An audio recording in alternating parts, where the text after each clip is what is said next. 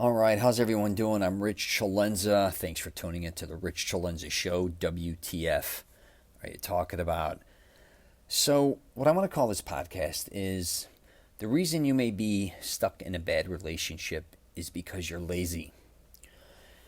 And if you know anything about me, I wrote a book called Wingman. It's a must have guide to finding the woman of your dreams. I do this program where I try to help men also find the woman of their dreams, even if they've been through a bad breakup or divorce. It's basically a mastering self-confidence program, which I'm going to be spinning into other things as well. But the reason I want to do a podcast specifically on this is because I'm around a lot of people. I have a massive family. I have a lot of friends, like I think a lot of people do. And I've noticed a lot of times they're in bad relationships, right? Or they keep getting into bad relationships over and over again. That would even include if they were married and divorced, then remarried and divorced, or even if they're younger and or even whatever age, they're dating and there's always a problem with whoever they're dating. They don't usually realize they're the problem, I say a lot of times.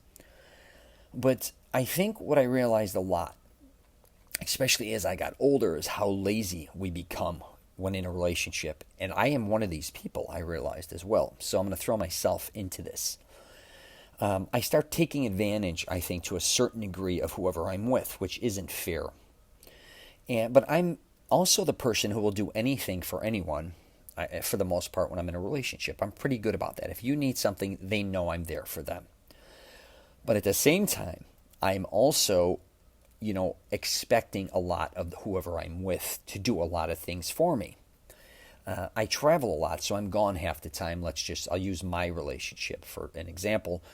And I'm gone half the time, probably as much as I'm there. And then when I'm with my girlfriend, Rhea, I travel with her. And she basically takes care of the home. And when I'm home, she cooks. She does amazing things for me all the time. She helps me with all my travel, and she has the patience to deal with me. And, sometimes I look at myself and say, on the other end, what do I truly do for her? Now, I'm not saying we owe each other anything in a relationship, but I can tell a lot of times I'm a lot lazier, or I'm more, even around the house, I can be doing more things, and it's just something I feel like I can do. I can help a lot more than I do, and she never ever complains, which it's quite interesting now that I'm 50 and she's 50. And what I find interesting is how when I was with her, and I can say this about my ex-wife as well, so not to put them together, but I'm going to, is neither one of them ever made me feel like a piece of shit or bum rat me or make me feel stupid or unintelligent, when the truth is I know exactly how I know what my intelligent level is. I know not all my weaknesses. I don't know everything, but I know my problems, a lot of them. But they never really made me feel bad, I guess you could say. Maybe, some discussions, but very few. And now with Rhea, she actually inspires me, and not quite the opposite. No drama. And I realized too, in my new relationship with Rhea, is that sometimes my biggest problem was myself and the way I would come down on myself and always kind of feel like a failure.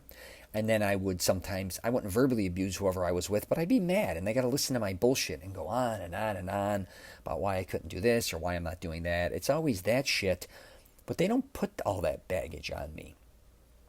And a lot of times I realized I'm miserable, or I was mad because I was lazy. I wasn't willing to change. I wasn't willing to evolve. And I talk about that a lot when dating, is you have to learn that, who are you as a person?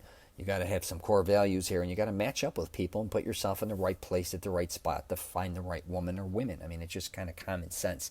But when you do get into that relationship, it's going to be a challenge no matter what for both of you, right? To keep it together. But now that I'm looking at it from, what I've gone through, and then I look at other people, I think most people don't really want to admit that they're either not that good in a relationship, or they're selfish, they're lazy.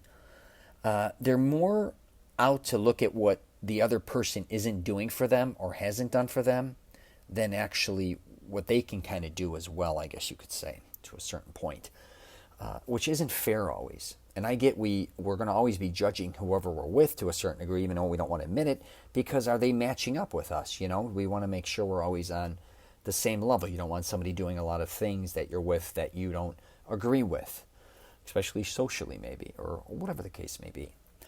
But if you're somebody who, again, finds yourself in relationships, I should say in relationships where you just kind of immediately get into a relationship and you kind of immediately settle, and you really just kind of flatline, I call it.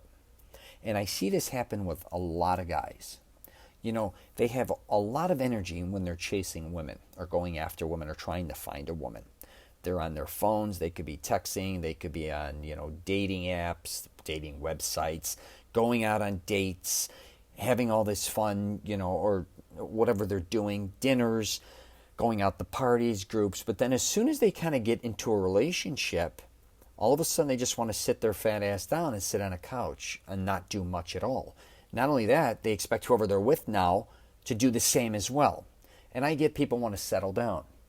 But sometimes a lot of men, I'm going to just go through men here, I'm not going to get onto women, it's just whatever, is it kind of exposes them for who they really are. And I did a podcast on how money exposes you sometimes for who you are, right? If you come into a lot of money, it can either expose you, I think, a lot of times for being very, having a lot of gratitude, wanting to help others with your money, whatever the case may be, or you become very selfish, you spend it, you get obsessed with money, you could start dabbling in the drugs, whatever you're doing. There's, everybody handles money differently, and I think sometimes it exposes the worst of us and also the best.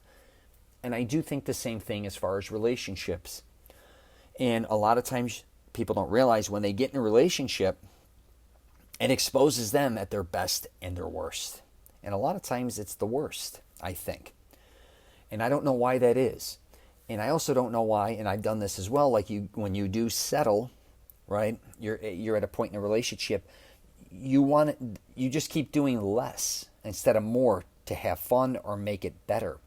When you're first kind of dating somebody, as you know, the honeymoon stage or whatever you want to call it, the honeymoon period, even if you're not married, it's kind of fun. You're still doing a lot of different things. But as time goes on, and the more comfortable you become with one another, kind of the lazier a lot of times, not only the man, I should say, but the woman too a lot of times. You bore yourselves out. And I get it. A lot of times we are going to get bored with one another. We get sick of hearing each other's voice. We get sick of doing the same shit with somebody over and over again. All those type of things, which is, that's just life in general. But back to the laziness, man. If you can kind of work on not being lazy and learn how to be interesting, as I think that's one of the components that is missing for keeping relationships kind of ongoing, is to stay interesting and not become extremely boring and lazy.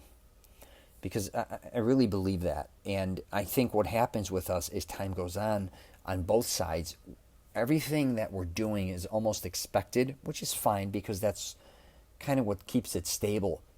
But you should also consider constantly not necessarily challenging yourself and whoever you're with, not in a bad way, but in a good way. Trying different things together, even doing things independently that may help your relationship too. And as you know, a lot of times I'm doing, if you listen to my podcasts or my videos, I'm trying to, keep people as healthy as possible, or just try to, work out and try to give advice on how to do different things, staying in shape.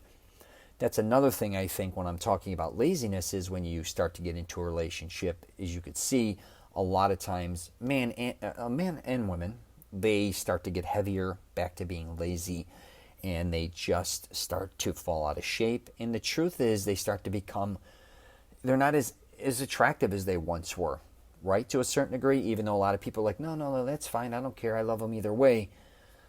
The truth is that may not always be the case. You may not like who you're with always, or not like the shape they're in, or you may not even realize that they may not like the shape you're in. And I'm not telling anybody what to do in a relationship, but if you are somebody who would like to be in better shape that has fallen out of shape, You have to maybe address that. And I think sometimes in relationships we lie to each other too much, right? And I'm not telling you if you're dating somebody to go up to them and say, hey man, I realize you gained 5-10 pounds. Would you mind getting back in shape? If not, this ain't gonna work out. That's ridiculous. I'm not telling you to do that at all. But what I'm saying is, if you're somebody who is fitness driven, or you like to stay in shape, and you're dating somebody that is falling out of shape and you have an issue with it, you may want to address it. Because instead of hurting them, saying, hey, can I help you? Or, hey, you want to work out with me? Or whatever. There's different ways of doing it. But if you try to pretend that that's not an issue, or that that's not, that's not a problem, you're kind of lying to yourself. And I think these are all things that, again, we just have to look at as far as being back to the lazy thing. We have to address certain things in our life, in a relationship, not neglect them or pretend they don't exist. And I really do see, and I just went on a huge family cruise, and I hear a lot of the guys, my cousins, I'm going to go with the guys, saying, man, I can't believe, I got to get to a gym. I feel fat. I was a gym rat. I'm out of shape. And a lot of their wives, for the most part, were all actually very energetic and very fit, which is so crazy to me, because when I was growing up in the 70s and 80s and 90s, a lot of women didn't work out back then. Not nearly as much as now. It was kind of a man's game. It was kind of like more men were in the gym, as you know. More men were kind of, magazines were all, for the most part. It was really, except for like certain women, like Jane Fonda, hypothetically, was into fitness, and other people, other women as well. But it wasn't as mainstream as now, where I kind of see it flipping. Where a lot of my girl cousins and aunts and all them, they're the ones at the gym. The guys are kind of the ones at home being lazy. And what's interesting is, I'm not even saying that girls are in incredible shape, but they're in good shape. A lot of the guys are the ones that kind of let themselves go, and they're miserable that they let themselves go. Because when a lot of them first met, they were both working out. And then a lot of the women had kids, 1, 2, 3, 4. And you would think the men would have, a lot of the women were taking on responsibilities at home and fitting the workout in. So the guys can either go before work, after work, they could go with their wife if they got a babysitter. And some of these guys were gym rats, like myself, and they're almost at the point, the men were like bum rapping themselves, saying, I can't believe I let myself go. I can't believe how weak I am. I can't believe, my wife, she's in great shape. I look like a fat ass, because when we took a cruise into the Bahamas at Puerto Rico, and, and everybody's wearing bathing suits. And I thought the guys looked fine. But again, they realized that they were lazy. And if you are at that point and you are finding yourself being lazy, you got to start, figuring shit out. Because I'm going to tell you right now, especially if you're a male, the longer you wait to get in shape, the harder it's going to get, I think, most likely. Also, you're stretching your skin. And also, the truth is, the average man, I think there's those stats starting from 30 or 35 to 70, he gains like a pound a year. And as you could tell, most men, especially now with obesity, their bellies. So if you do feel like you're getting to that point where, you're getting out of shape, you really need to figure those type of things out. And I didn't mean to even go into the fitness thing, but I'm telling you right now about being lazy in a relationship. Let's go back to that, and I'll just wrap it up there, is really figure it out. If you are not successful in a lot of relationships, you have to realize most likely a lot of this falls on you. And don't get me wrong, sometimes the person that you want to, or that you were dating in the past, or as many, you may have dated a lot of women that may have been wrong for you. But also that's on you as well. And I talk about that just like I did earlier. You have to put yourself in the right place to find the right type of women that you're going to get along with. But don't also, this is what I think one of the biggest mistakes, I'm just going to throw it in here. And a lot of men go to clubs, bars, places like that to find women, which is fine. They still do this. And they find women that like to party, hypothetically, and then they want to settle down with them. And then before you know it, that woman still likes to dance, party, and go do things, which is fine. She may want to do it with you or without you, with her friends or whatever. If you want to settle down with somebody, make sure you understand that there is a balance there if you're dating or you plan on being with that type of woman. A lot of men find these women in bars, nightclubs, or whatever. Then when they're ready to settle down, they want them to immediately settle down with them and not do all those type of things. And I'm going to call men and women actually who are trying to find men too out on their bullshit regarding this. So just pay attention and make sure you are, if you want to settle down with somebody, if you're a Christian or whatever the case may be, you want to settle down with somebody who's not going to be a party girl, then stop going to bars or nightclubs to find women, is basically what I'm saying, and vice versa. A lot of women I know too, they don't usually like a lot of Christian women I know or whatever, they don't like to party, do the nightclub scene, but they still go with their friends, and then they end up meeting a man there. Before you know it, they're attracted to one another. Then they get into a relationship, and then he's still partying, doing a lot of different things that she now doesn't find, she doesn't like it anymore. But the reality is that's where you kind of met, and that's kind of how you started your relationship. You got to realize that's probably the type of person they are. So that doesn't make them a bad person, but just make sure when you're out there again regarding being lazy that you're not so lazy. How do I say that? You're not going the average route to find somebody. If like that's kind of a lazy way out. Everybody can go to a club or a bar or whatever, restaurants, to meet people. If you want to find a specific type of person, stop being lazy, figure that out. And that can be anything, but you need to be the one to figure that out. Don't always go the easy route. It's not going to always work out for you. So I'm going to wrap it up there. If you want to check out my YouTube channel, it's just Rich CELENZA. I am on LinkedIn, Twitter, Facebook, and Instagram. And hopefully you got something out of this a little bit.